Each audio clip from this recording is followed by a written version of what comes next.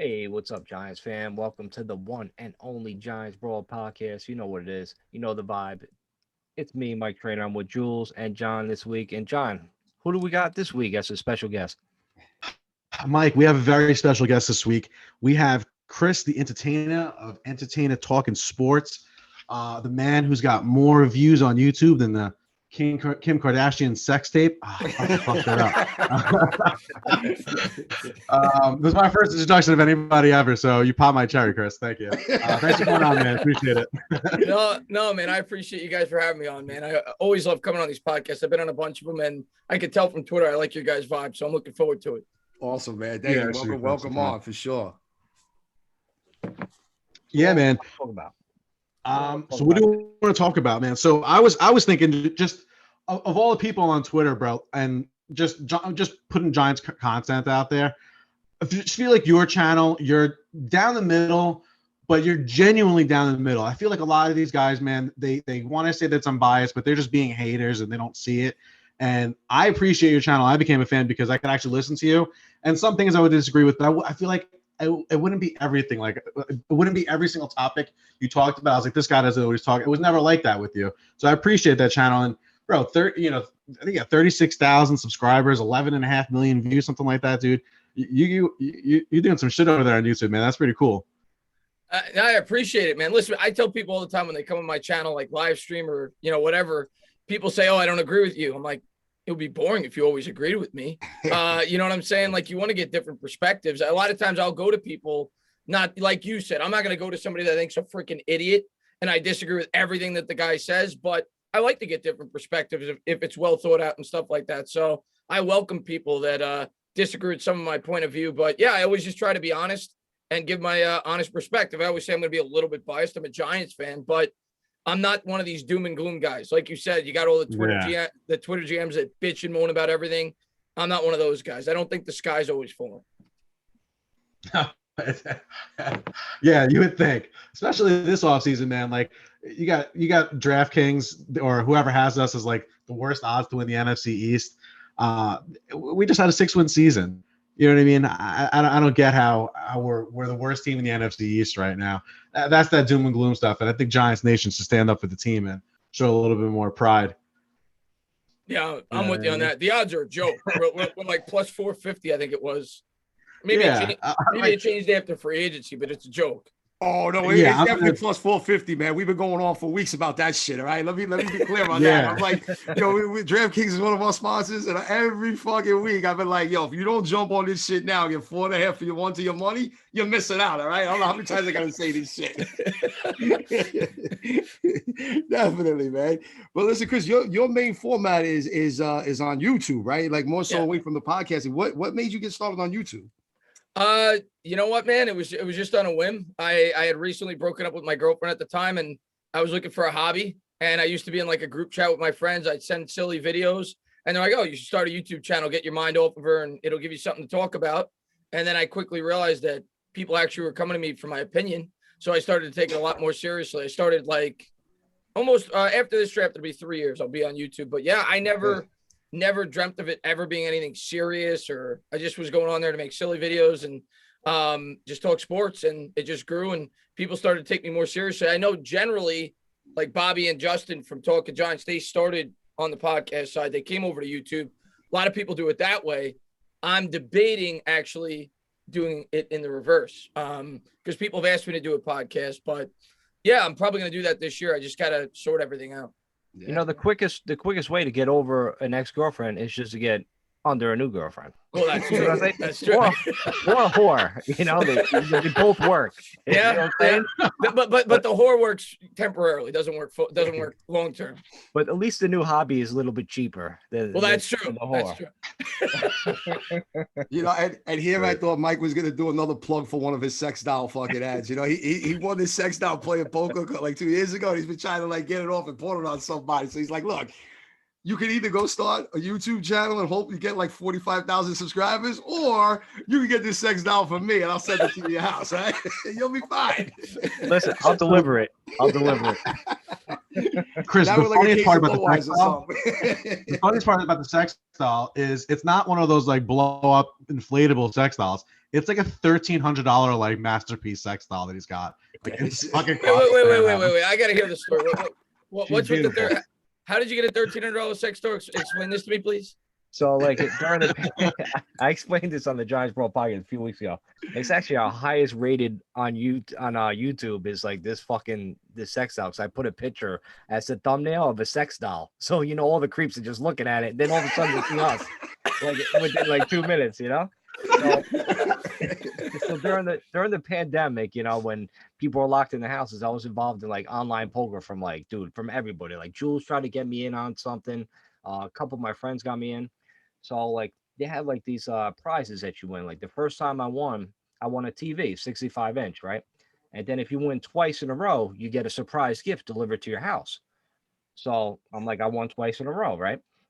All of a sudden, like this fucking heavy box fucking comes like right by my garage door. I'm like, what the fuck is this? It's like fucking, I'm like trying to struggle to fucking take it up my steps, right? I'm fucking opening this shit up. All of a sudden, a leg pops out. My dog is freaking out. He's like, what the fuck is this thing, right? Then I'm like, Jesus Christ, this is a fucking dead body. Then I fucking end up getting this fucking like a fucking sex doll. Like the head's like separate. The head's like in another part of the box. It's like headless at first. I'm like, where's the fucking head? I gotta look at her. And then I pull the head out. I'm like, she's a brunette. Like she's kind of cute. So like I don't know what the fuck. My dog's going crazy when I set this thing up, right? I put the head on, like he's fucking freaking out. He's like looking at me, he's looking at this thing. I'm like, I gotta fucking throw this thing in the fucking closet. It's been in my closet under like a sheet that it comes with since like fucking March of last year. I don't know what the fuck to do with it, man. I think it's gonna haunt my dreams one fucking day, I'm trying to fucking sell it. Like I want to get it the fuck out of here. So if you know anybody, I'm sure there's a couple of people on YouTube I could find. I was gonna say, if you want, maybe she could be like a guest on the next YouTube channel, so people can get a look at her for it. Right? You'll have Mike and her on your show next time. I gotta take a picture. I'm like, listen, there was a couple close calls during the pandemic. I'm not gonna lie. Like, I seen her. I'm like, oh shit. Like, maybe I should go visit this thing, but like, I kept away. So it's never been used. Okay, let me just fucking say that. So he says. Yeah. I don't believe you. I cleaned it real well. So we got a new addition to the team tonight, or this afternoon, and then a few more tonight. What's his name? Danny Shelton. Tana, what do you think about that? I like the Shelton pickup. I mean, obviously, we lost Dalvin Tomlinson, and Shelton's not going to replace Dalvin Tomlinson. Dalvin Tomlinson's a better player, but I think he's a guy that's a run stuffer. He's a guy he's going to come in there in certain packages. I don't think he's going to play all the snaps. He'll probably play 35-40% of the snaps, but the guy's a good run stuffer. I know he struggled last year, but I think it's a good pickup. It was only $2 million. And it's another one of these 1 year, low risk, high reward signings that Gettleman's been doing all offseason. I'm a big fan of the move. Yeah, I know they went on to mention, said that like he fits the system. So that's always a plus. You want to hear that, like, we brought this guy in because he fits the system. And an interesting fact was too that I was reading earlier, basically said that he was better as a pass rusher last year than he was against the run, which is interesting, right? Because that's what everybody's saying. Oh, we gotta go get an edge. We gotta get an edge guy. We gotta get someone else be on the side of Leonard Williams. And here we go. Like, I'm not saying he's gonna step up and be that guy, but you bring in him, you bring in and I'm gonna butcher this name because I all the time. Eldengobo, I'll just call him Olden Bingo because it's easier to say that, right?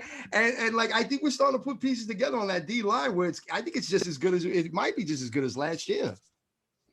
Yeah, I think you're talking about a Fadi. I think it's a Denabo. And he's like a situational pass rusher, and I think it's the same thing with Shelton. I think Shelton's going to be used in probably mainly run packages, but you're right. Ironically enough, a guy that's known as a run stuffer actually graded out better as a pass rusher last year, but the 4 or 5 years before, it was really good against the run. So I think it was a good pickup, though, and he's got ties to Judge. He played in New England in 2019, right? And he comes from Detroit, where we brought over O'Brien from, who's now in our front office, who was with Detroit last year.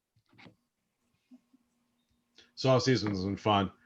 I think you got Galladay, you got Kyle Rudolph, you got Adoree Jackson, John Ross. You have just so so many like new toys on this team to like actually play with, man. I think they're gonna make a big jump, dude. I think it's gonna be a fun fucking season this season. I think double digits are well within reason. I think if you get 7 or 8 wins, I think that's a disappointment this year. What do you guys think about that? It's just crazy how everybody wants to come play with us. Like all these fucking weapons, and I mean, yes, granted, like we got a few 1-year deals, like signing with us, but hey, listen, if they play well, maybe they're part of the future and they want to stick around. So that's definitely an option that I'm looking forward to these 1-year deal guys to see how big of an impact they make and to see if they stick around on this team. Because in the beginning of free agency, we were signing guys like, a few year deals like Kyle Rudolph, now like late in the Dory Jackson signed for a few more years. So it looks like we're building a team for the future. And they're a young team, man. So like it's a lot to get excited about. Yeah, for sure. Yeah, I'm with you. I'm in the 9 or 10 win range. I don't want to like pump them up too much and set Giants fans up for like unrealistic expectations. 17 Like games. Yeah. What'd you say? 17 games. Yeah. So yeah. I gotta wait till after the draft. But here's what I'll say: we got a softer schedule than last year. I thought last year was a tougher schedule than the schedule we got coming in.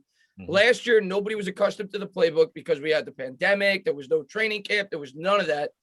I love that they brought back the entire coaching staff. I know everybody hates Jason Garrett, but I love that Daniel Jones doesn't have to learn a new offense. And all these players know the scheme coming in. I think that Rudolph fits the scheme beautifully. I think that Golladay fits the scheme very well. The offensive line is the X factor for me on offense. So the offensive line has to play at least comparable to the way they played in the second half. The first half, they were horrible. But if we get an average offensive line play this year, there's no reason to think this team can't win at least 10 games because the defense with Dory Jackson, like I thought that was the missing link to the defense. A lot of people point to the edge rusher. In a scheme like this, you need strong corner play because you're sending a lot of blitzes. You have to be strong in the corners. And I think by bringing in Dory Jackson, it's really going to allow Patrick Graham to be a lot more aggressive this year on defense.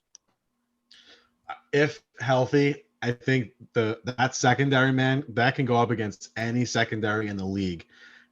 Darnay Holmes as your worst player in the secondary by a mile, and he's an excellent for a nickel corner. He played very well. He had his spots obviously, but Logan Ryan, Jabril Peppers, Xavier McKinney, who basically had one splash the entire season because he was unfortunately hurt. Then on the outside of Dory Jackson, James Bradbury lining up. This defense could be fucking scary, dude. It could be scary. Yeah, okay. Old school Giants.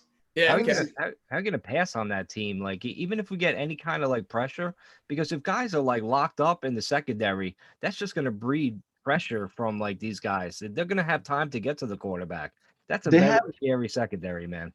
How many sacks did they have last year? Didn't they have like 40 sacks or so as a team? Right around 40. They maybe like 41. It was right around 40. I mean, with having a suspect CB2 the entire season for the most part. I mean, there were games that Yadam played well, and there were games that Julian Love didn't play bad at the end of the season. But from suspect CB2 play to be able to go out and still get 40 sacks without a true edge rusher, Batman edge rusher. Now with this better secondary, even with same level of talent, you might be looking at 45, 46, 47 sacks at the same guys. That's pretty lethal, man. Especially if you can't throw the ball on us and you're not going to be able to run. You got 700 pounds of beef up front with Sexy Dexy and fucking Danny Shelton, Big Hat running around the edge.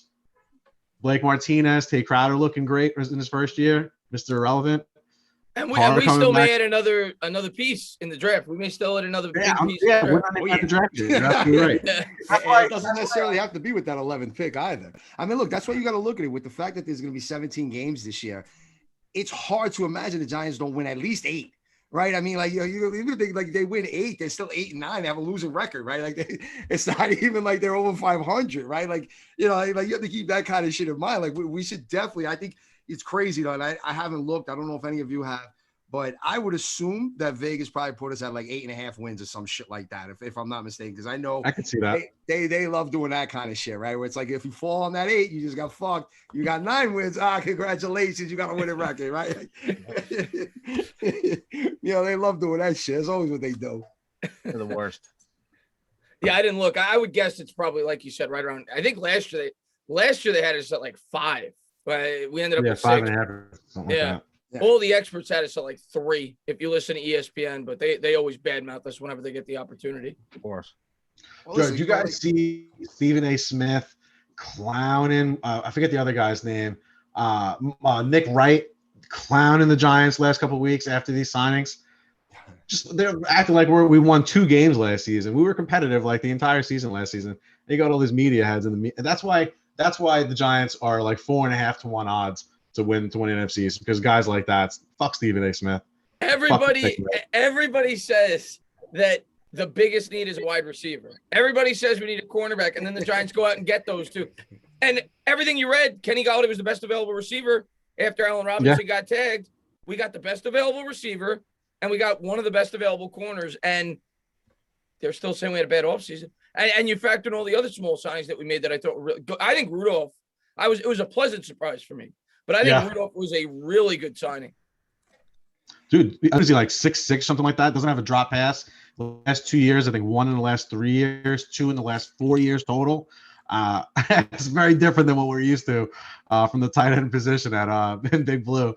But down in the red zone, I can see Ingram playing the majority of the tight end 1 snaps in between the 20s. And then once we get to 25, 20-yard line like that, you can see Kyle Rudolph getting a bunch more of the snaps.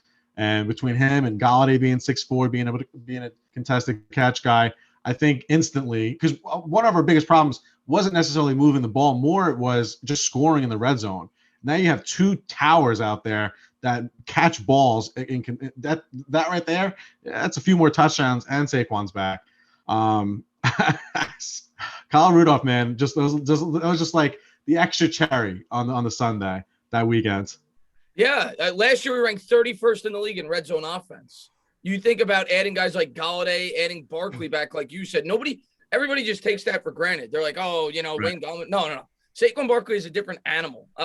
Daniel Jones in his 10 starts with Saquon Barkley has 23 touchdowns and 8 picks. In his 16 starts without him, he's got 14 touchdowns, 16 picks. He's a different quarterback when Saquon Barkley's in the lineup because the defense has to stack the box and it opens up the passing game. So you get him back. You add Rudolph, who's a great red zone target, and the same for Golladay. And these pieces are also going to help the offensive line because it makes the offense less predictable. Exactly. Less predictable. They're going to be able to get open quicker because of the defense. The defense is going to have that split-second extra hesitation to find out exactly what's going on. Because you got to think, just from the handoff standpoint, you have Saquon, and then Daniel Jones is no joke running the football. He's the fastest quarterback in the top speed in the entire NFL. So you give the defense just that split second to hesitate. That's what opens up bigger windows where you have easy catches like Plaxico Burress catching it in the end zone and then end of Super Bowl 42. Little things like that. Things like that. Well, listen, don't forget, not only is Rudolph going to be a red zone threat, but he's also can block. I mean, this guy's been blocking for Dalvin Cook, who's been ripping it up the last 2 seasons. Those things matter. He doesn't get into the end zone as much as he probably would if he didn't have a tight end like that, where you could stack this guy at the end. And if you go double tight, you don't know which way they're running. It opens up a little bit more where we don't have to do those stupid Evan Ingram ending around bullshits to try to score a touchdown on the end zone. Give it to Barkley off tackle. Hopefully he can just pound it through or some shit, for real. Imagine the blocking we're gonna have with Barkley this year. It's gonna be it's gonna be a world of difference, man. Yeah, there's a lot of different plays. And I think I read that Rudolph actually said he went to part of the reason he loved Joe Judge. I read that. He said he had 12 other offers and he picked the Giants because he was in love with Joe Judge. But another part of the reason he said by talking to the Giants, he thinks he's going to be more involved in the passing game than he was with Minnesota because he was used almost exclusively as a blocker with Minnesota. He only had 350 yards last year. He thinks he's going to be used more as a pass catcher in this offense, which I think he should be because Evan Ingram drops everything that's thrown to him. So I think Rudolph will be used a little bit more than some people may think. Dude, the last couple of years, it seemed like Rudolph's numbers just went down because he wasn't getting the ball. You're right. He wasn't getting the ball thrown to him. They were so fixated on that and that run. And Cousins, you know how Cousins is. He's great in garbage time. You know what I mean? So yeah, it's going to be very interesting to see Kyle Rudolph take that next lead. Now you question Evan Ingram, where does he fit? Is he still an option for us? Do we go with that 2 tight end set? Does he go wide out? It's going to be because he's a weapon. Everybody knocks him because he drops a couple balls here and there. But he's a dynamic weapon. I would love to keep him around. And hopefully they don't trade him. I think that I I would love it to be that Ingram just couldn't handle the pressure of having to carry the offense, and that was the reason why he was dropping balls. Because if Daniel Jones and Colt McCoy would have just thrown the ball to a different receiver on those specific plays that killed games, I think people look at Evan Ingram a little bit different.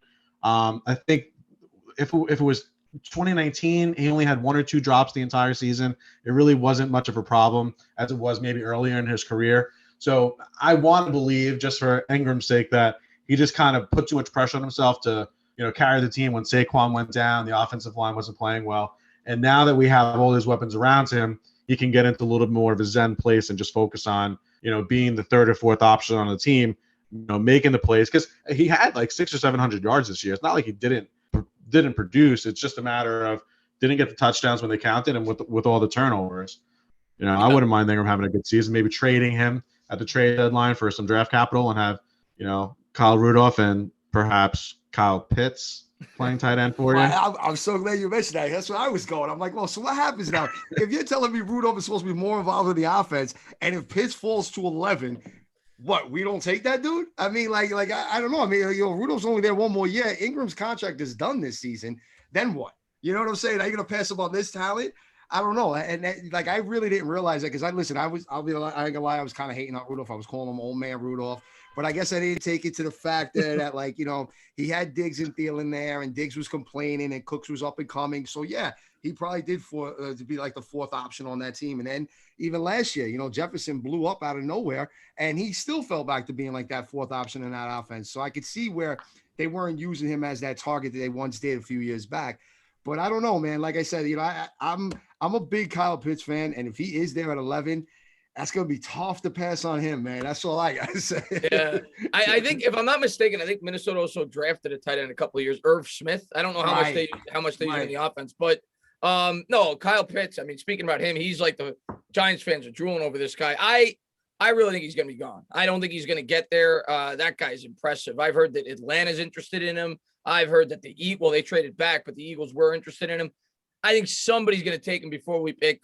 Who knows? But the thing that I like about our pick, and I'm sure we're going to get into this throughout the podcast, we could go so many ways and I'm not going to be upset. Like if they go offensive line, I'm happy. If they go wide receiver, I understand it. If they go edge, as long as you're not reaching too far down, I'm fine with it. You go Micah Parsons, you go Kyle Pitts, I'm fine with it. They go a lot of ways this year, and I'll be okay with the pick. Listen, that's what we've been saying for the last couple of weeks in regards to that. It's just that literally once we signed Galladay and we had a couple other signings, we got Leonard Williams to stay, all the ones that have happened over the last few weeks, it really put us in that kind of a power position. And then to see a team like the Eagles actually trade back, who was going to take some of the guys that we were looking at? I mean, I was tweeting like crazy, like, yo, you just made up for that Sunday night game, bro. Thank you, fucking Eagles. Way to fucking do it for the Giants fans. Good looking out, man. Now you put another dude taking a quarterback? Sweet, bro. I'm like, way to suck for the division. And that's still going to change. Like, you guys are still 4.5 to 1. I don't know what the fuck is going on with these ratings, man.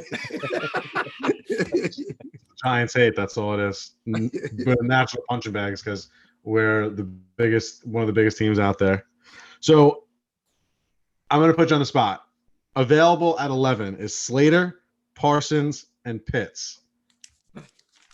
Which one of those three are you taking? Or is somebody else? Is Evan Ingram still on the team?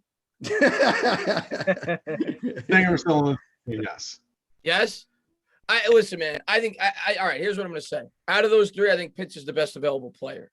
And if you watch my channel, I'm a big offensive line guy. Our offensive line last year ranked 31st in the league. We did get better over the second half of the season. If I could trade Ingram, I'm very interested in Kyle Pitts. If Ingram is still on the team, and I know Ingram's probably only going to be here for one more year, it would be very hard for me to not take Kyle Pitts. And it would be very hard for me not to take Micah Parsons. I love Micah Parsons. I think Micah Parsons puts this defense to another level. Like, I think they could be a top 2 or 3 defense in the National Football League if they add him to this team. But I look at this offensive line, man, and you can get value in the second round. But if Slater's the real deal, like they're saying, and he's a guy that could be an all-pro level guard, and that could eventually shift over to the right tackle if, obviously Peart is struggling. It's hard for me to pass up, man. I think that's our biggest need right now. But the question is, are the other two players too talented to pass up? I don't think that's going to happen. I don't think all three of those guys will be there. But let's put it this way: I'll be ecstatic if we take any one of those three players. Nah, that's a great point. Jules, you want to say something? Go ahead. No, I was going to say that is a great point. I mean, if any one of those three guys were there at 11, that's just a win for the Giants. There's no questioning that. You know, Who do you want, Jules? I want to hear what you. I want to hear what you know what I've been saying. You want to throw Devontae Smith in there too? Like, yo, that you guys got me. If I had to be between Parsons or Smith, that wasn't the question. That wasn't John's question. Look, I've said it before. Like, I'm hoping that Parsons is that whole little, like, I don't know, black cloud that they have flying over him does push him down the board. I'm praying that it does. Play that shit up, man. All he did was get into a fight with his fucking teammate. All right, let's get over that shit. But you know what? No, Denver, that's a bad move. Do not take him. Let him fall down the fucking leg. He's a little bit more. Let him be sitting there at 11. Yeah, man. Listen, I know Slater's going to be, you know, a hell of an offensive lineman, especially that he can go inside, outside. Like, that's not. I'm sorry. I do not see him lasting. I don't even listen. I'd be surprised if he makes it past like the 8th, 9th pick. I would be shocked if he's sitting there at that point. Like, that would be surprising. Yeah, Jules, Slater's not gonna last until then. Oh, you know what? Let's do our mock draft right now. Let's go our first 10 picks. Quarterback, first 3. Let's not waste our time. But is Mac Jones jumping in at number 3 now? that makes it interesting. If Mac Jones goes 3, then maybe 5 quarterbacks go in the first 10. Yeah, right. Then it gets really crazy. Yeah. Let's just play the game and say Mac Jones goes 3. Right, and I've been saying that, and then you got to what the two linemen. I think both linemen are gone. Penei Sewell, I think, is gonna go to. Yeah, you heard the Eagles say that they thought Cincinnati might take Jamar Chase. That's why they traded back. Penei Sewell's definitely gonna go in the first 10 picks somewhere, some way, shape, or form. He's gone. I'm gonna say Jamar Chase is gone. Yeah. Let's say 4 quarterbacks go. So Chase is gone. 4 quarterbacks are gone. Penei Sewell's gone. That's 6. I'll say a corner goes to Dallas. Is 7. Say Surtain, right? Yeah, probably one of those two. And then after that, Pitts? it's interesting. You got. I think Pitts will be gone. That's 8. Right. Yeah, throw him in at 9 now. So you're already past 10 guys. Yeah. In the end, I think Slater's going to be there. I think Slater's going to be there. I think Slater's going to be there too, and I think he's going to end up being the guy because I think they're not drafting Matt Pert in the 3rd round, taking a guy out of UConn for no reason to play him 5 games and then throw him in the trash right after. I think the bigger hole is at right guard. I think Slater, based on his measurables, probably projects more as that guard anyways. If you can go into next season with Thomas going into his 2nd year at left guard, you have a competition at left guard or left tackle. At left guard, you have a competition between Hernandez and Lemieux, Gates at center, Slater starting at right guard, and then Pert at right tackle. I think that's a very young offensive line that you can get grow together for the next 3, 4, 5 years before you have to start making changes on the line. Because they're all 22, 23 years old. But John, like, why would we last year use 3 picks on offensive linemen to not develop them and be in their guys to be, you know, for the next 5 to 10 years? Like, why would we waste another rookie offensive lineman to go in the mix when we have guys like Lemieux and Will Hernandez? I understand he got benched last year, but I think he's still solid, you know. But why would you do that? I still think to go playmaker, you got to go like another playmaker for Daniel, man. You got to, if Pitts is there, I'm taking him 100%. Even if Devontae Smith is there, I'm taking him 100%. No, I wouldn't. I definitely wouldn't get the wide receiver. I think one more pick of this offensive line, and you're solid for the next, like I said, 4 or 5 years. Putting that, because this is the thing. If you have an opportunity to put somebody who can be an all-pro caliber player at a position on the offensive line, and that's 23 years old, and that's fucking gold. You have 4 or 5 years before you have to pay them. They're not wide receivers. They're going to hold out. They're not quarterbacks. They're going to hold out. You're going to get every bit of that 4 or 5 years out of them at, a very, very high caliber. Hernandez, he fell out of favor with the team. Maybe it was COVID. Maybe it wasn't. Chances are it's his last season. You're going to have to replace that guard position anyways. So that's what I was going to say, because you look at our cap situation next year after we spent like crazy this year. We've only got about $15 million in cap space. Of course, they could do things like they did this year, maneuver money. But you look at all the free agents, I don't see how we're going to be able to keep Hernandez. I mean, you got the potential extension of Saquon Barkley. You've got Jabril Peppers. You've got guys like B.J. Hill. You've got Austin Johnson. You've got Lorenzo Carter. All these guys are up for free agency. I actually like Will, and I think the virus had something to do with it. The guy I don't trust is Lemieux, and I know some Giants fans may like him. I think his pass protection is horrible. I worry about him if he's in the starting lineup this year. I'd prefer to start Will, but I look at Hernandez and I just don't think he's going to be in the long-term plans. I could be wrong, but that's kind of where I'm leaning. And by no means do I think Slater is a must pick. But let's put it this way: if they take Slater, I'll have a big smile on my face on draft night because I'm an offensive line guy. I think that's where games are won and lost. And I don't care. You could have all the we know in 2018 we had Barkley and Odell Beckham. We couldn't move the ball because we couldn't block. Chris, do you think they move Gates from center to one of the garbage? I think they're going to move him to left guard.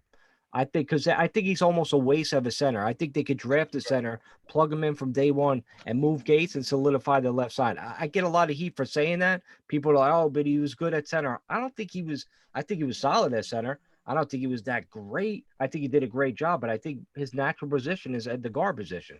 I think that's a great point, and I forgot the guy's name. They've been talking to the center from Alabama that they really like. They said they've interviewed Landon Dickerson, man. I've been trying to jump in on him all day. This is why we could wait and take this guy in the second round, and then you move Gates over to the guard. I think that's the other option. I think that you're looking at if you go weapon or if you go Parsons in the first, you go for a guy like Dickerson or another interior offensive lineman in the second. But yeah, I think if you get Dickerson at the center spot, I think that probably shifts Lemieux to the bench or Hernandez, one or the other, and you would start Gates at one of those guard spots. I think that's the other option. They could go offensive line in the second. I definitely think they're going offensive line in one of the first two rounds. I think that's why they didn't sign Trey Turner. That's why I think that's the move that they're looking to make. Yeah, but who knows? Listen, and I definitely agree with you there. I think one of the first two picks. That's why it doesn't necessarily have to be that first pick. I mean, look, if you say that maybe Pitts isn't there, Smith's not there, Chase isn't there, Waddle, all the other guys we were mentioning, and then Slater's there, sure. Then maybe we could look at taking him with that 11th pick overall because all those other options are gone. But I don't know if that's going to be the case anymore, especially with all these quarterbacks that are supposed to be going in the first few picks. That's why I think, I'm hoping, man, if Parsons is there. That's now my number one guy right there. And then because I don't think Devontae Smith's going to be there just because Miami traded back. They knew they could because they were looking for a receiver. I don't know if Cincinnati's going to do that. I mean, he just got T. Higgins, who they're big on with Tyler Boyd. They got to fix that old line. They got to get protection for Burrows. If they don't, they're going to be in a hell of a lot of trouble. Their running game has been so sold through the last couple of seasons. They definitely need some big bodies up front. And that's where it kind of comes down to. We see Miami and Detroit. Look, I don't even know if Detroit has a wide receiver signed to their roster right now. How the fuck are they going to pass on any of those guys, bro? That's just ridiculous, man. Who the fuck they got playing for them? They don't even got Danny Amendola back, bro. It's ridiculous, dude. I think Mike Trainor's going to go try out for them. He's going to be the new Danny Amendola. Look, I'm open over the middle. I agree with you on that. I think Detroit's a lock to go one of these wide receivers. That's a lock. Has to. Yeah. I mean, listen, they could do one of those bonehead things, or they could maybe even trade back and be like, all right, fuck it, we're going with Goff. That's our quarterback, and somebody's trading up to make this move. I mean, I can see some shit like that, but outside of anything related to that, I just don't see them not going with wide receiver. I mean, that'd be a laughing stock. I mean, in all honesty, I think Miami should take fucking Pitts. And then, Chase goes to Detroit, let's say, and then all of a sudden we're starting to drop back with some of these receivers. And that's how I could see Devontae Smith ending up on the Giants at 11 at that pick there. Because I mean, why not? I mean, he's still a weapon. He's dynamic. They can still use some upfront protection, and he brings that, even though I know he's been criticized a little bit on some of his pass blocking, but I think most of those type of dynamic tight ends are. And I think he's a big frame and big body that would develop in the NFL the right way to kind of do both.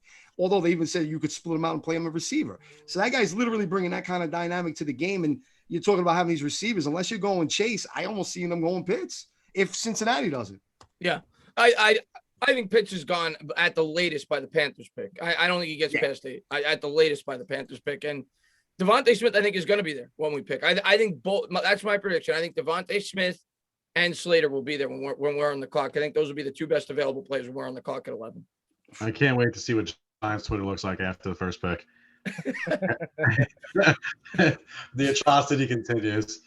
I think the best case scenario for Giants Twitter is if Dave Gettleman drafts a defensive tackle with the 11th pick. The one thing I worry about, because you see the teams that Judge has been going to for the pro days. He's gone to Miami, he's gone to Penn State, and he's gone to Georgia. Those are all edge rushers. And me personally, I don't think there's an edge rusher in this draft that warrants the 11th overall pick. No, I don't either. And maybe he's doing it, thoughts of possibly trading down, but I worry about them reaching on an edge rusher. And I probably would not be very happy with that. I don't want them taking an edge rusher at 11.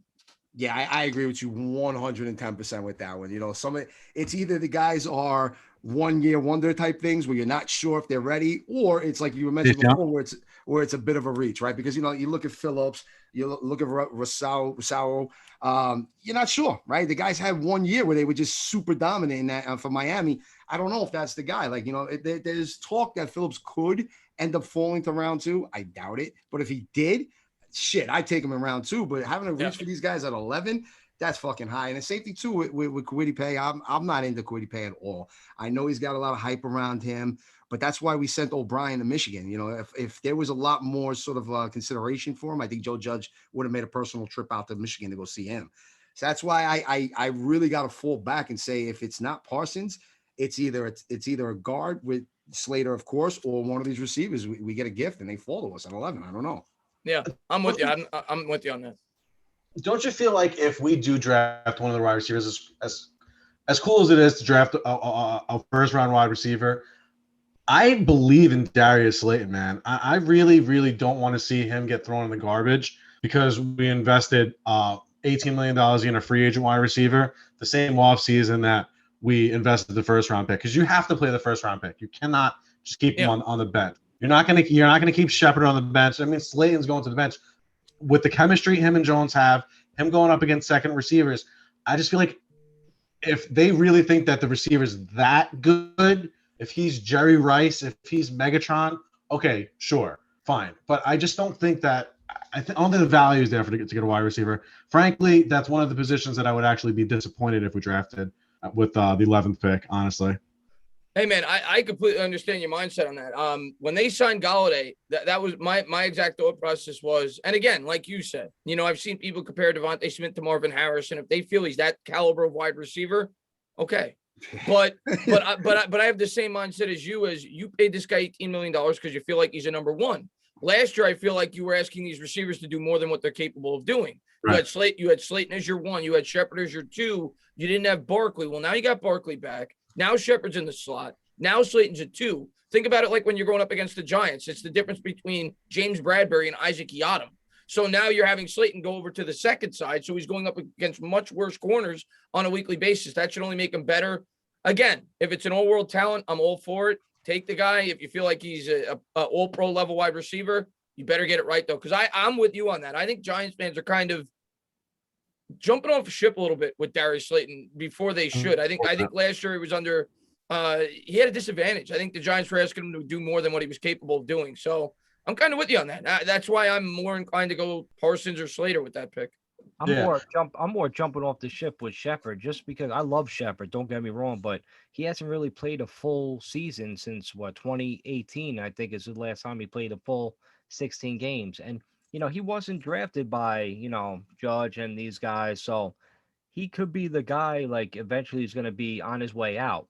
So I want to see him get replaced, and I want to see him, you know, maybe replaced by one of these, you know, top wide receiver that's out, because these guys are just, I mean, they're elite, man. You can't go wrong with drafting these guys. And to have him with Daniel Jones for the next, like, 10, 12 years would just be fantastic in my eyes. But yeah, no, if they're elite, it's you got to take them. If you feel they're elite, you got to take them. The only thing I get nervous about, and I always refer to this because it's the first time it happened as a Giants fan. I call it the Sean Alexander fucking pick, right? So we're sitting there. I don't remember what number we were, right? But it was between him and Ron Dane, and I'm like screaming at my fucking TV, and I'm like, "Take Alexander, take him. He's better. He played in the SEC. That shit's always they bred running backs, man. That's what they're known for. I'm like, please." I'm like down on my fucking knees, and I hear fucking Ron Dane. I almost cried. Got up, shut the fucking. I like drew the remote of the TV and walked out of my house. Like, I don't want one of those things to happen at 11, because I can see some stupid shit like that happening with this 11th fucking pick. pick where we're sitting and it's like the writing's on the wall. Mika Parsons is there, and all of a sudden they're like Jalen Phillips. I'm like, what? I'm like, you fucking asshole! Jules, that was me. That was me. Like when we had the 10th pick, and then we drafted Eric Flowers instead of fucking Gurley. You know what I mean? I was Right. upset. Like, you know what I mean? But it's just the way it is, man. Sometimes we think we know better, but sometimes they just like, what are they doing, man? Shit. The nice part is I feel like it's refreshing. And a few of us were here beforehand. We trusted Gettleman with the draft and his vision of how to build a football team. But now that Judge is here, I think that the overwhelming majority of the team has confidence in what they're doing. And I think it's refreshing that, when Jerry Reese was here, it was like, what the fuck is going to happen? And it always turned out fucking bad, always with Jerry Reese. So it's nice that now going into 2021 offseason and the draft and all that, we can kind of sit back, crack a beer, and, maybe smoke a pipe, whatever you're into, and, relax and know that we're kind of in good hands.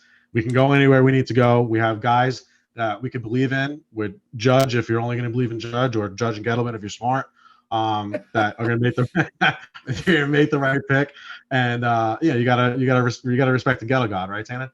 Gotta respect the Ghetto God. What's really funny, man? I've been saying that shit for like 2-3 years, and like Giants groups on Facebook, on Twitter and shit. I'm new to Twitter. I've only been on there for a few months. Basically, when I started doing the podcast back in like November or whatever it was. But I've been saying respect the Ghetto God for like years, 2-3 years at this point. And now I start to see people change their name on Twitter to Ghetto God. I was listening to another podcast and they said Ghetto God, and I was like, this shit is actually catching on. Fucking finally. So you're supposed to trademark that shit. Yeah. One last thing to sort of just keep in mind too. This receiver draft is deep, right? You got guys like Kadarius Toney that they say is projected late first round, but he could slip to round 2. You got other guys like Nico Collins and Sage Surtain that might be third-round picks that we can take, and we'll be in position to take those guys. So unless it's really like Devontae Smith or Chase that actually fell to us at 11, I don't think we go wide receiver at this point because of all the other names that are available out there. And that's where I think we do go back to focusing on defense or offensive line. And you're right. Listen, we end up with that. I am absolutely, totally okay with it. I would have no problem if we did something like where we got, say, Slater at 11, and then in round 2 went and got one of these other receivers. Listen, it works out that way too. Yeah, it's a deep wide receiver class. I mean, there's a lot of receivers that are going to go round 2 that would go round 1 in most drafts because it's a very deep class. So I could see either way. I could see them saying we need the offensive line. I think the way they're going to do this, they're going to evaluate, do they think there's a bigger drop-off at the offensive line position in round 2 based on their board, or a bigger drop-off at the wide receiver position? And if they feel like there's a bigger drop-off at the wide receiver position, maybe they take the wide receiver. If they feel like there's a bigger drop-off on the offensive line, maybe they take the offensive line. Or Micah Parsons, maybe they're enamored with him. I'll tell you what, you get Micah Parsons, Patrick Graham will want to stay here for a long time. So, oh yeah, yeah. I mean, you got coaches in house, and that's one of the nice things about Judge too, with the staff that he brought in. He's got a lot of guys from the college ranks, but Coach Chaos, I think Shane Spencer. Sorry, Shane Spencer was the Yankee. Back in the that's for another show. Coach Chaos, he played with him, so. I know that there was a story about Parsons, and Jules, when you told me a story before about what actually happened with throwing the water and the chokeholds and all that, shit like that. That's just men being men. You're gonna fuck around. You're on top of each other all the time. So if that's as little as it is, and Chaos can vouch for him, and that might be the pick, and our defense will be again without him, they're gonna be scary. But now you're talking about an unquestioned Super Bowl caliber defense at that point. Yeah, no, that's the type of piece that's like the only type of piece this defense is missing to put this defense in like elite contention. If you get a guy like that.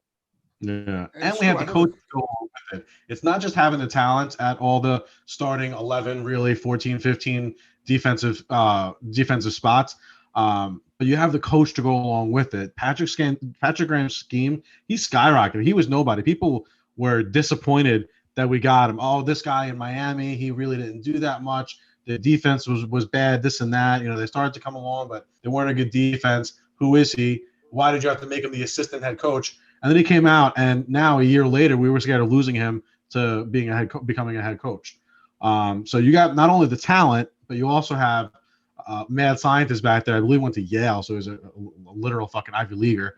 calling the plays. That defense could be special, and the fact that they're all young, including the coaching, could be special for the next few years. That's why I'm not going to flip out. Even if they reach on what I think is an edge rusher, like even I don't want to take Phillips because Phillips has an injury history. I know he's got a lot of talent. The guy was forced to retire from college football at UCLA because he had so many injuries. Then he came back. But if they take an edge rusher that I think is a little bit of a reach, I'm not going to flip out because, like you said, I trust the coaching staff. I trust Patrick Graham. I trust Joe Judge, and I think they're going to get the most out of the players, kind of like we saw last year. So, is it my ideal choice? No, but I trust the coaching staff to get the most out of these players, and if they feel like that's what we need the most, I'm going to trust it. If you had to pick one, who would you say would be the biggest reach as an edge rusher? I don't like Rousseau. I know some people Really? like Rousseau. I don't like Rousseau. I've watched a lot of film on Greg Rousseau. Most of his pressure came from the interior part of the line. He's not impressive to me off the edge, and he's not that athletic. He's big. So it's like I've seen people compare him to JPP. All the time. Like, did you watch his pro day and JPP's combine? They're not even close. JPP's doing backflips and pads. I'm not in love with JPP. I would actually prefer Phillips to JPP. I think he's better. And Olajari I might even like better. I'm not a big fan of Rousseau. Got it. Wow. So you would be okay with Kwity Paye? I would not be in love. I like Kwity Paye. I actually like Kwity Paye. I think he fits the scheme, but he's similar to Leonard Williams. So Right. bringing back Leonard Williams, I don't see the need to draft Kwity Paye. That's a good point. What else, guys? What else? It's just Nah, you know what it is? It gets so crazy around this time of the year because, like, look, now we're speculating, like, literally the draft is a month away, and we don't know what direction we're going to go. Look, no one would have thought, if you would have told me, say, like 3 weeks ago, that Miami would trade back to 6, San Fran would trade up to 3, the Eagles would trade back, like all this shit would take place, I'd be like, you're out of your fucking mind. You're just trying to get some clickbait going, right? There'd be no fucking chance in hell that all that just fucking takes place. And then lo and behold, here we are, the Eagles that literally threw a game for fucking getting the number 16 trades back. Why? Because Chase might not be there? All right. Yeah, that makes total fucking sense. It's kind of like it's like the draft in 2018 when it was a really rich quarterback draft class. You saw the Jets trade up like a month before the draft. It's kind of like that. You're seeing a similar dynamic. And I absolutely think, like you said earlier, Miami's absolutely taking a wide receiver because I don't see why they would have traded back up to 6 if they weren't. They could have stayed at 12 if they weren't an offensive lineman. Slater, yeah, he's really good, but it's not like Elijah Vera Tucker's that big of a drop off. They could have stayed at 12, still gotten Elijah Vera Tucker. I think they 1000% traded up to 6. Now, the thing that's interesting to me about the Eagles, if what they said is accurate, the Eagles said that a part of the reason why they traded down is because they thought the Bengals could be taking Jamar Chase. So does that kind of tells me, so they're not super high on the other wide receivers because you could have just stayed there and taken Devontae Smith. You could have stayed there. You could have taken potentially Kyle Pitts. You could have stayed there and taken Jalen Waddle. So does that mean that the Eagles wouldn't take a wide receiver if they were there at 12? Are they thinking about doing something else now, trading back to number 12, take a corner, take a linebacker, take an offensive lineman? So that's the one thing I was thinking about. Maybe the Eagles won't be taking a wide receiver. I think Miami takes Pitts. I think that's where he goes. Yeah, I could see that. I've seen a lot of people talk about that. They got Devontae Parker already there. Yeah, he's solid. They got a good tight end too, don't they? Miami? Yeah, well, Gesicki. Gesicki, yeah. But I have heard a lot of people say that they think Pitts is going to end up there. I mean, listen, what's better a safety valve for a young quarterback than a tight end that could catch like that, right? I mean, listen, they always talk about dumping the ball off, throwing short, those intermediate routes. That's like perfect picture made for Tua. Although I'm still not big on. I really thought the whole Deshaun Watson trade was going to go down, right? Like literally Houston would have got their pick back until there was what is it up to now? Like 20 allegations again? What is going on with that? Dude, how do you bother 20 different fucking masseuses? Like seriously, like stop, man. Like you think you would stop after like maybe 2 or 3? You go off the fucking. You know what? He needs one of those blow up dolls. You found your guy. Yo, listen, I'm about to put my name in the hat, man. I got touched by him, man. Fucking shit. Everybody's suing his ass. Right, that's it, bro. Just donate that shit to the Deshaun Watson fund. Keep him out of trouble. We got a tip jar. We're like, bro, you can say whatever you want to this doll. It ain't gonna do anything. It might not be able to massage you, but it can do everything else you want. He's been in the Boom. league for how long now? 4 or 5 years. How does he have over 20 women? Like every week during the football season, he's had one woman coming out, and he was fucking sexually harassing her doing the towel trick. That's crazy, man. That's if it, yeah. That might have been part of the reason why he wanted out of Houston, because he knew this was coming. Right. Right? He was like, yo, get me the fuck out of here as soon as possible. I'll go play in Canada. You might end up I don't know what their statute of limitations up there, but fuck it. Think about it. Houston actually would have pulled the trigger. They could have got away from him, got the picks, and been able to kind of move past the saga. Like, let's say if the Jets actually did pull the trigger, a couple months ago, when the rumors first started, not the allegations, just the rumors of a trade. Now the Texans aren't able to trade him right now, obviously, and not get nearly the value. But he's probably going to end up in the commissioner's exempt list and may not play at all this season. So Houston may not even be able to get to play him if they do get to keep him. And his value, no matter what, is going to be slashed if they ever try to trade him, however it ends up shaking out. That's fucking crazy. That shit blew up like. Can we bet against Houston? Is that an option we could just bet against them like every week or survivor pool? Listen, why wasn't Deshaun Watson smart enough to go hang out with Robert Kraft? That dude got away with shit down in Jupiter all day. He walked out of there with like a little slap on his wrist and like $100 fine. He was like, it's no big deal. What made me laugh is all these Giants fans that that rag on Dan, and I'll be the first to say I'm not in love with Daniel Jones. I think Daniel Jones could be good, but I don't want to come to a final conclusion one way or the other. I think he will be good this year, though. I think he's going to be much better. But all these Giants fans that want to rush Daniel Jones out of town, oh yeah, give up 4 first-round picks, bring in Deshaun Watson. Like, what are you talking about? You want to give away our whole future to pay a guy that's already making before the sexual allegations? You want to give away our whole future and then pay a guy $40 million a year and have no draft picks for the next 3 years? Like, what? What are you talking? You're acting like we're a finished product already. It was the dumbest thing I've ever heard. How stupid is that? These people are nuts. And listen, it is just fucking crazy how shit just gets timed up. Because think about it. Literally, like 2 months ago, we were all sitting around talking about like who's going to trade what for Watson, who's going to give this up. You want to give up the future. Who's in position? Jets got 45,000 picks. They can fucking do it. He'll come to New York. Oh my God, this shit's crazy. And then all of a sudden, it was like 1 masseuse, 2 masseuse, 3 masseuse, 4. Like, this shit just starts going crazy. It's like, yo, this career might be fucking over with. Forget it. Like, yo, it's insane. Like no Mississippi's. You're like 1 masseuse, 3 masseuse, rush. Like, it was like every day. It was like, 3 more allegations against Deshaun Watson. I'm like, what? Something like 24. Like, damn, dude. It was Bill Cosby now. It's gonna be wild to see how this thing plays out. It's the NFL. I don't know, man. They always got something going on. They know how to sell their sport. They know how to keep eyes on their product, whether they're on the field or not. You got to respect them. You got to respect them for it. It's pretty incredible. If the NFL says something, I believe it. If the NFL says something, I believe it. They came out today and said they're gonna have full stadiums by the start of the season. They're gonna have full stadiums by the beginning of the season. I believe it. The other sports not so much, but when it comes to the NFL, whether you disagree with it or not, like I personally think the 17, I'm not the biggest fan of the 17 game schedule. I understand why people think maybe we shouldn't have Thursday night football, but it's about dollars and cents. When the NFL wants to do something, they're going to do it. So I'm with you on that. Yeah. They'll find a way to get it done. I like the extra game, man. I love an extra week football, man. Like, as a fan, I like it. But yeah, I'm thinking more along the lines from a player perspective. As a fan, more football. I'm in.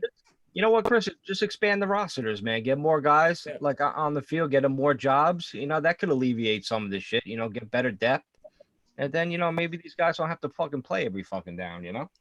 The good news is I think there's only going to be a handful of seasons that are going to be 17 games. What I think they're ultimately looking for, and it might be in the next CBA, whenever that is, an 18th game with 2 different bye weeks with expanded rosters. I think that's where they're going to end up going. And that, I think, would be dope. 2 bye weeks, 18 games, have an even number of games again. And you kind of go that route. I think that's ultimately where they want to go. I think this is like a placeholder until they can get you figured out. Because they initially wanted 18. I remember that. The league initially wanted 18. One thing I thought that they could have done when it went to 17, I thought what they were going to do was they were going to play 1 game in London every week. So every team played in London once a year, and it was a neutral game, and then you had 8 home and 8 away. That's what I thought they were going to think about doing, but That's instead, a good idea. yeah, You could have games in like non actual team markets. London, you could do Spain, obviously. You could do Mexico. games, the Mexico games. You can even do games within the country, even Canada, within the country that don't have markets. You could have games like Alabama or whatever. You can fucking sell out a college football stadium with 2 random teams in the NFL. If like the Ravens and Seahawks played, at Alabama Stadium on a Sunday sometime, maybe they're not playing. You can sell it out. That'd be awesome. They played in Notre Dame or something like that, like. Yeah. That's what I thought they were going to do, because I don't like that we got to play 9. I know it's going to probably alternate every year, but this year we got 9 on the road and 8 at home. I thought they'd do 1 neutral and 8 and 8. That's what I thought they would do. I think what the projection says is that we're going to be playing the Dolphins as our 17th game, and I think that's a big fat fucking W right there. That's a great storyline though, the Dolphins, because you got Flores going up against Judge. They both came from the Patriots. We took all their coaches from their staff. Shaplinsky came from Miami. Patrick Graham came from Miami. So I think that's a really good storyline. And I often compare the Giants to the Dolphins. Last year I said the Dolphins were kind of like the Giants, rather, were kind of like the Dolphins from 2019. They got a lot better over the course of the season. They were a young team, young coach. I think we're pretty similar teams on a similar timeline. I think that's going to be a really good game. I think we're in a similar timeline, but I think the peaks on our roster are higher than theirs. So I think that our coach might have a higher ceiling than their coach as well. I think we might be able to find a little more success than Miami, but I wouldn't mind seeing them in the Super Bowl in the next year or two. I'll tell you that. I'm not too worried about Tua. Tua didn't impress me last year. I think Daniel Jones is better than Tua. They don't have a Saquon Barkley. They don't have a Galladay. We have more weapons on offense, and I don't know how their offensive line is, but if I'm not mistaken, Eric Flowers is there, and Eric Flowers is Eric Flowers. Listen, I was so happy when we got rid of that guy, and then he plays pretty good. Yeah, for the Redskins. Oh, excuse me. Washington. It was like he spited us. let me Jerry correct here. Forced this like. You know what I'm kind of psyched about with the 17th game that no one's mentioning? Bro, that's an extra week of fantasy football, right? And there's so many fucking times that you're like, God damn it, if I got one more week, I got my win, I had the points, my team got healthy, I'm in the fucking playoffs. Well, now's his chance. I'm not real big fantasy guy, Chris, but I know me and Mike that for y'all. That's true. I'm like, dude, there's been so many. I was like, God damn it, if I had one more week, my team is ready to break. Well, now we'll see if that shit is true or not. Chris, do you fuck with fantasy football? Yeah, I not as much as I used to, because I'm always busy on my channel and other things. But yeah, I play daily. I play in 1 or 2. I used to play in 5 leagues. Now I'm in I actually won my league this year. I won $900. I'm in a keeper league. Nice. And I'm in another league I've been doing for about 15 years. And then I do daily fantasy. Yeah.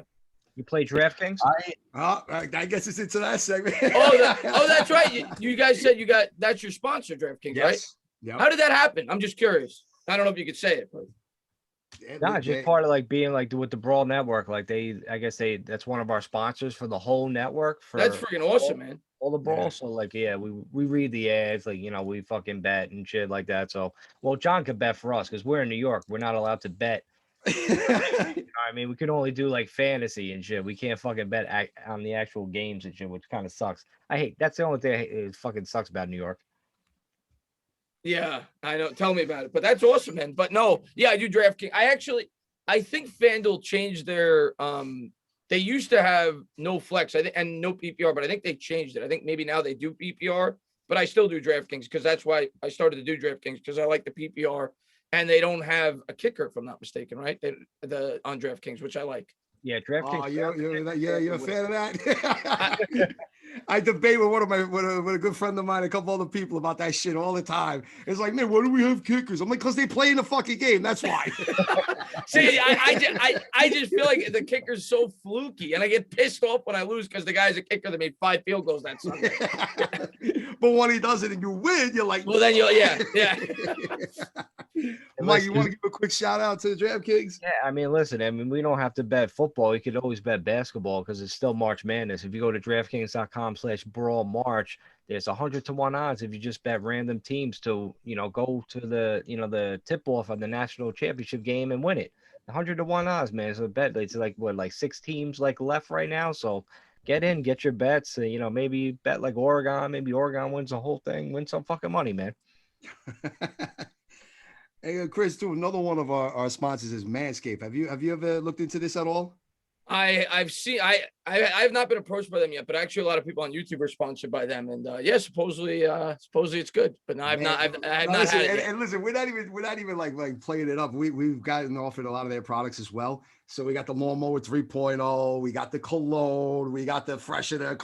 It comes with this sick whole little kit where like it even has like newspaper for you to put down on the floor so you could trim yourself nice and everything.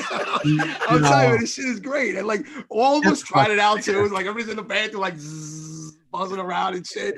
And then we come on and we got to do the commercials like, nah, this shit is really good, man. If you haven't got Manscaped, go on manscaped.com, use the Brawl code to get 20% off your next purchase, right? And like literally that's all we talk about. We've been putting a little segment together during the regular season where we do like our Manscaped player of the game, you know, offense, defense, special teams. So that definitely be back in September. You know, that's just where that whole thing was. Where like that dude was like, he Manscaped the shit out of that defense on fucking Sunday. That's awesome, though, man. Not count 20% on Brawl. The way, So if all right, I'll pose this question to the three of you guys, whoever wants to take a stab at it. Knowing where the roster is right now on March 30th or whatever today's date is, with all the moves, how they ended up taking, coming together, and what guys we have on the team, the coaching, losing those couple seasons. If you can wake up tomorrow morning, be draft day 2018, would you draft Saquon Barkley again and then end up where we are today? Or would you trade down? What would you do in that situation if you could live it again? Let me go first, guys. Listen, I would 100% draft him, okay? Because I knew moving on. Oh, man. No, I mean, I just the fact that like I knew what was coming. I knew Eli was gonna be like coming in his last couple years. I wanted them to be like Dallas did when they got Zeke. They drafted Zeke. All of a sudden, Dak Prescott played better. They took off. They won a few games. You know, it was like lightning in the bottle. I wanted the Giants to get that effect. I wanted Barkley to come in there. I wanted him to run the ball. I want to give Eli more time to throw the ball and give him like one last shot to go to the playoffs at least. So that was my hope. And then, you know, obviously it didn't work out. But you know what? All of a sudden we got a running back of the future. So that was 100%. Like I knew, you know, that I knew what's his name, Nelson was going to be a stud. I'm a huge Notre Dame fan. I knew he's going to be great, but I wasn't going to draft him in number 2. And there wasn't a lot of teams that wanted to trade up with the Giants because the Jets and the Giants are not going to trade with each other in the draft. You're not going to give the Jets their franchise quarterback, you know? And what did the Colts get? They got a few extra second-round picks. It wasn't like this year with all these quarterbacks coming out where there's no quarterbacks coming out next year. So you're offering these teams like, you know, a whole bunch of first rounders. We weren't getting those offers. So everybody got to put that to bed. So we got the best, you know, one of the best players in the draft, you know, for the future. I'm with it. I'm 100% behind Barkley. I even named my dog Barkley. So everybody can fuck off. True story. Here's what I ironically actually named my dog Tiki when I was a kid. But here's what I'll say about the pick. I'll be the first to say on draft. I was happy when we got Barkley. On draft night, I wanted them to trade down. I did. I wanted them to trade down. But here's what I'm going to say about people that bitch about the pick. I definitely don't bitch about the pick. Here's what I say. The only quarterbacks you heard, I don't hear about Lamar Jackson. Nobody was talking about Lamar Jackson. No. And I'm a big fan of Josh Allen. Okay. I actually said he was going to be the breakout quarterback this year before the year started, and he broke out. I'm a big fan of Josh Allen. I've always liked Josh Allen. Josh Allen is not Josh Allen on the New York Giants. He's just not. They don't have the offensive line. They didn't have the weapons. They didn't build the team the right way.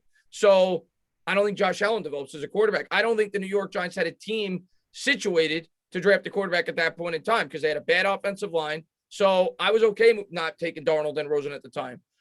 If they were going to stay at 2, Barkley was the guy that I wanted. My first wish was to trade down, but if they were going to stay at 2, Saquon Barkley wasn't one of. I think he was the best player in that draft. Now the person that everybody brings up is Quentin Nelson, and if they were going to trade down, I wanted to take Nelson. But at 2, everybody, the one common talking point that I always hear people say, you can't take a running back at 2. You know how many guards have gone top 5 since 1936? 12. You know how many running backs have gone top 5 since 1988? 27. Wow. So it is much more rare for a guard to go in the top 5 picks than a running back. So And the other thing I'll say is if we drafted Nelson at number 2, it's not like this team. You still would have had an old Eli. You still would have had all these old decrepit pieces. You wouldn't have had Saquon Barkley. It's not like this team would have been winning games anyway. And what would have happened? I'm going to tell you right now, for all the people that bitch about that pick, what would have happened? Saquon would have ended up on the Browns. The Browns would have taken him at 4 if the Jets took their quarterback.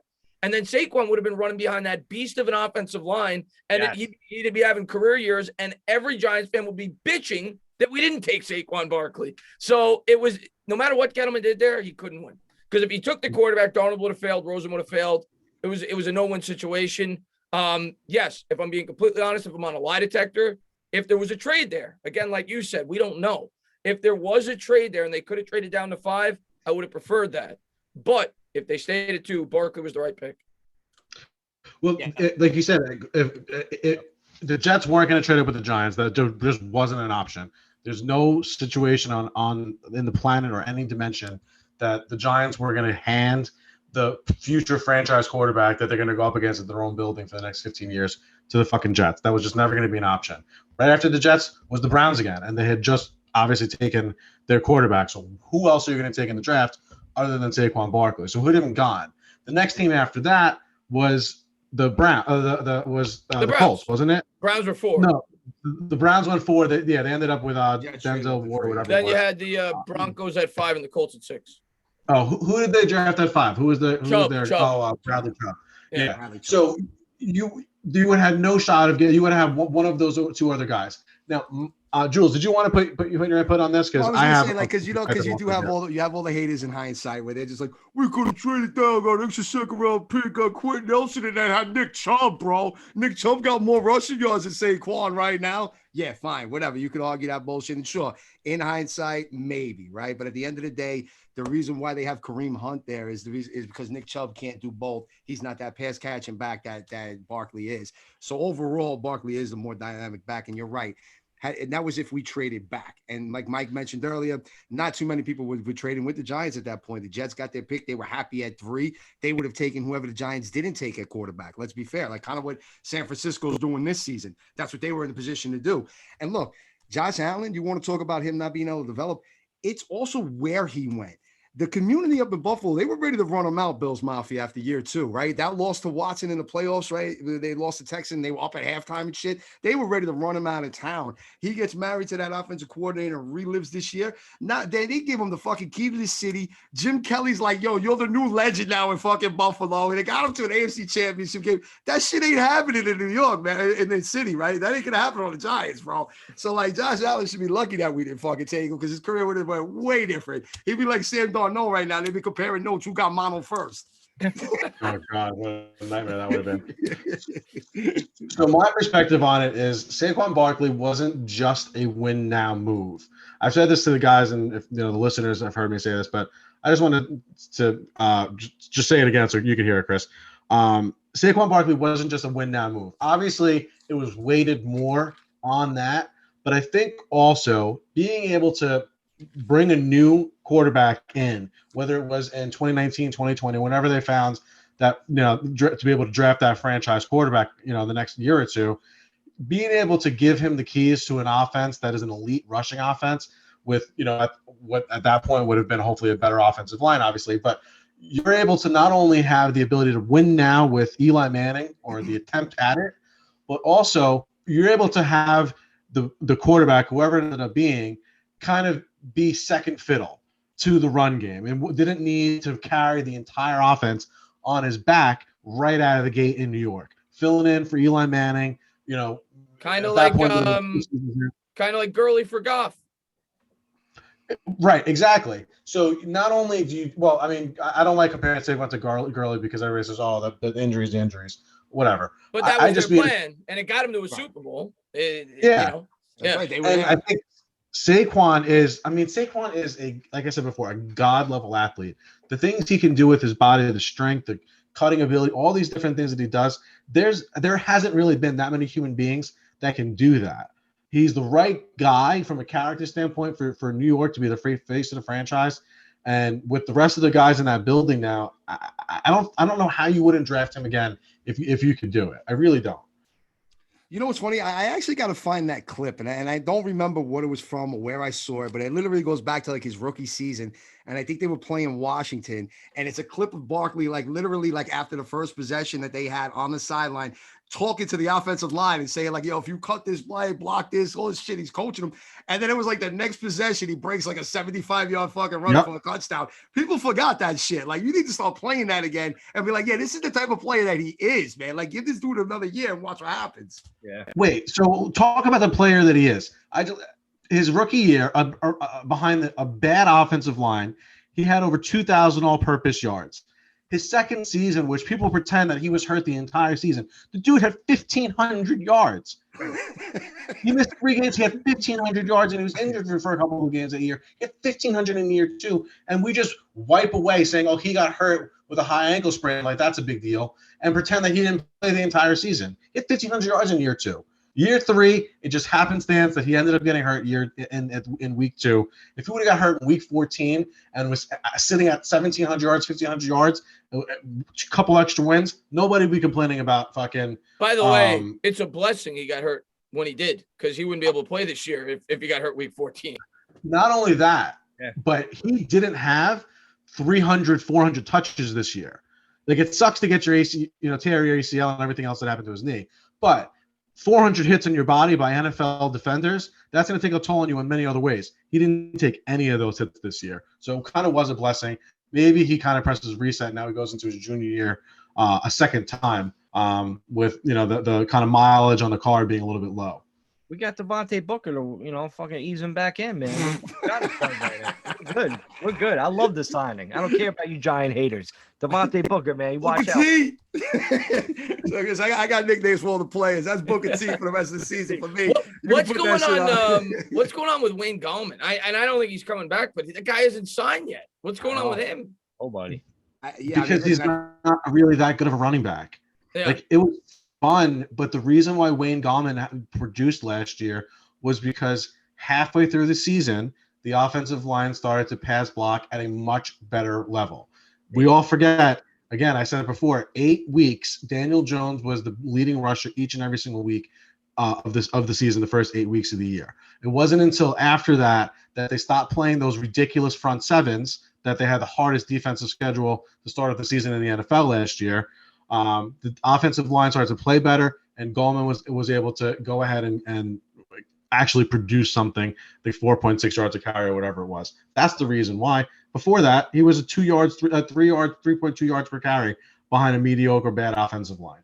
No, you're right. The offensive line, in terms of the run blocking department, the offensive line was night and day. That's what I mean. That's half the game. Yeah, it was night and day over the second half. Yeah, well, everybody preaches you want balance. I know it's a passing league, but the reality is you're not throwing the ball 70% of the time. You're throwing the ball 55% of the time. That still leaves 45% of your snaps that are run blocking snaps. Those count too. I laugh at those people. I laugh at those people who say that the run doesn't matter at all. The passing game's best friend is a good running game. Like, defense is best friend is a good running game. Yeah, because you want to chew up the clock to keep them fresh. Yeah, 100%. So I laugh at that. The game is still the same game. It's still one in the trenches. I know it's evolved. I know people throw more. It's the same game. The teams that are stronger up front usually are the teams that are going to win. Unpredictability is what you want on offense. You want to be able to do both things based on who your opponent is and what type of situation it is in the game. Any team that goes out there and throws 60 times a game usually is not winning the football game. Right. That's a great point, because if you think about it, I don't give a shit. Say what you want about Brady, but I always kind of hate on him, so I just got to put that out there, right? But it was the front seven of Tampa that gave fucking Mahomes in Kansas City all the fits. That's the real reason why. And Rodgers. Yeah.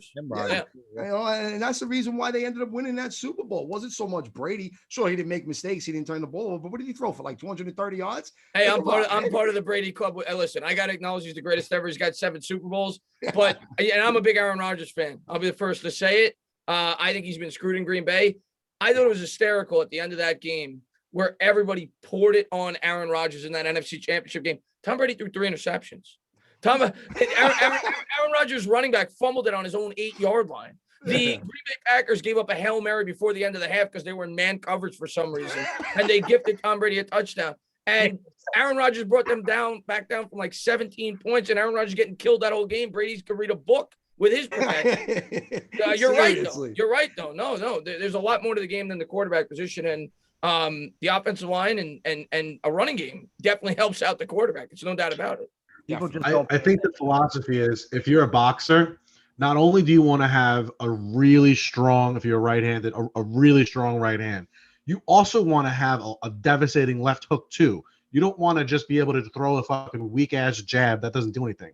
You want to be able to connect with either hand, and you also, in regards to the offensive line, you want to be able to fucking take a punch, whether it's in the gut, whether it's in the fucking chin. You got to be strong up front to be able to take the damage. That's your offensive line. That's the philosophy. You don't want to be a one-trick pony because that's how defenses can easily scheme against you.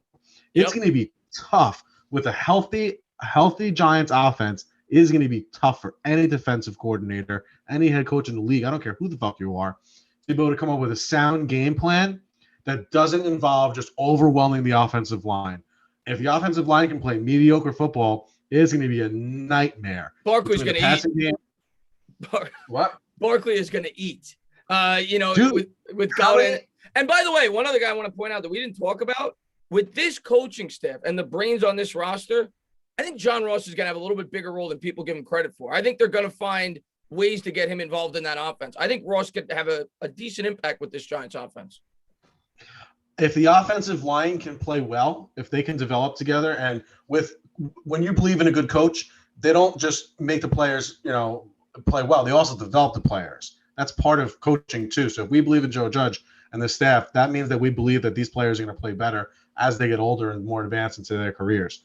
I have been sucking on this fucking pen for the last couple hours, so I'm a little bit lost your train of thought there. But sky's the limit, boys, man. Sky's the limit. Yeah, that's exactly right, Sky. Chris, just real quick with that one. I made a joke when we were talking, before a couple weeks back before we signed Galladay. I said, listen, so you really mean to tell me you want to go get Waddle right now too? So what are we gonna have? We have Slayton, Waddle, and Ross line up like we're playing fucking touch football. But guys, just run deep, bro. I'm just gonna throw that shit up because, that's all we're gonna get with those kind of wide receivers. But you're right. I think Ross could. Listen, there's always been hype around him, especially that they took him, I believe, in the first round, if I'm not mistaken, Cincinnati. Yeah, 9th overall, I think. Or something that's right. He was in the top 10. I mean, look, they were big on this kid. I know he hasn't kind of produced the way they had him, expected him to, but I kind of think he could actually help Slayton's game a little. I think because they're to me, they kind of seem like a similar type of wide receiver, and he might be able to help him kind of get the separation that they talked about that Slayton was lacking last year, really make him show that he's more of that deep threat type of a game. I don't know. It could bring it out of him, or you could end up running Slayton's spot. I don't know. I mean, I'm not going to go that far, but there is that sort of possibility. And I think that might be part of the reason why they brought him in. I think just having, even if Russ doesn't, maybe he only has 400 yards and a couple of touchdowns, but just having him on the field as a threat to be able to take the top off the defense, I think opens it up for Sterling Shepard over the middle. I think it opens up for Ingram. I think he was I'm not going to say he's an unbelievable signing, but I think he's a signing that maybe some Giants fans are overlooking a little bit. I'm actually excited to see how they implement him into the offense this year, John Ross.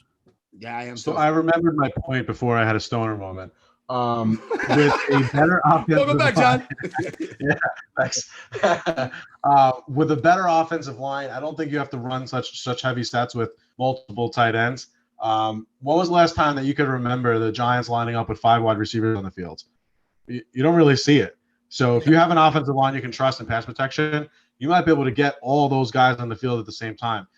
Slayton, Galladay, Ingram, Ross, Shepard, all of them all at the same time. That's a tough coverage. Those are weapons. Not to Chris, mention Barkley. Let me ask you real quick. You do a lot of the Barkley, YouTube the YouTube postings and channels and everything else. How often do you put new content on your YouTube channel?